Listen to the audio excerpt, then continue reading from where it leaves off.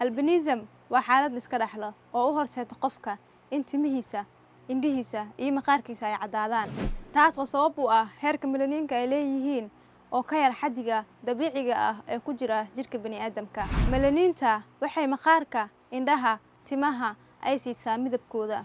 Marka laga reebo dhibaatooyinka aragga, dadka qaba albinismka waxa ay la mid yihiin dadka kale dhanka caafimaadka. Inkastoo aan daawo loo helin xaaladdan, haddana dadka qaba waxa ay qaadi karaan tillaabooyin ay ku ilaalinayaan maqaarkooda iyo indhahooda oo ay u helaan daryeel ku habboon.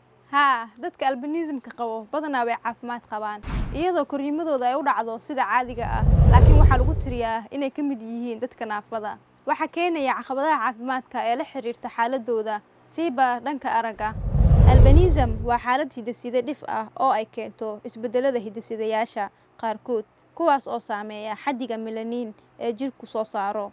Cilad sheegiddu inta badan waxay dhacdaa markay dhashaan carruurta, maadaama midabka maqaarka iyo timaha ilmuhu ay aad uga caddaan doonaan qoyska intiisa kale. Haddaba waa maxay astaamaha lagu garto qofka albinismka qaba?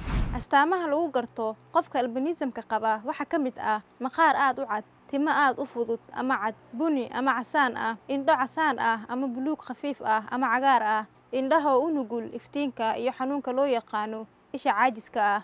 Albinismka ma aha cudur taabasho ama qofka inaad isla joogtaan lagu kala qaado. Kaliya waxaa la isugu gudbin karaa qaab dhaxal ahaan, oo qofka haddii uu qabo waxaa laga yaabaa ilmihiisa inay ka dhaxlaan si kale laguma kala qaado. Waxaa jira dad badan oo dunidan daafaheeda kala joogaan oo caan ah oo xaaladdan qaba. Dadkaas waxaa ka mid ah Salum Barwani. Salum Barwani waa qofka ugu horeeyay ee albinismka qaba oo ka mid noqda xubin ka tirsan baarlamaanka Tanzania. Salum Barwani markuu ku guuleystay jagadu u tartamayay, hadallada uu dhahay waxaa ka mid ahaa: "Waxa aad ii taabtay in taariikhda doorashada dalkan ay tahay markii ugu horeysay ee nin albino ah oo ay dadku ay doortaan inuu noqdo wakiilkooda baarlamaanka ee aan ahayn mid ku saleysan cod iyo go'aan." Sidoo kale, dadka caanka ah ee qaba xaaladdan waxaa ka mid ah Kanye. Waxaa lagu yaqaanaa haweeneydan inay tahay qofka ugu horeeyay oo fashion model noqotay oo albinismka qabta. Waxa ay dhalatay 1969 Hong Kong ayay ku dhalatay. Sidoo kale, waxaa ka mid ah dadka caanka ah ee xanuunkaas qaba Diantra Forrest, Thando Hoba, Shawn Ross, Winnie Harlow.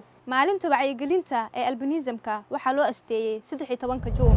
Haddaba Soomaaliyey, iska daaya takooridda dadkan ku wadaan idinkoo ula dhaqmaya inay yihiin dad cudurrada halista ah qaba oo aan loo dhowaan karin, iyagoo ah dad caadi ah oo idinkeeda la mid ah.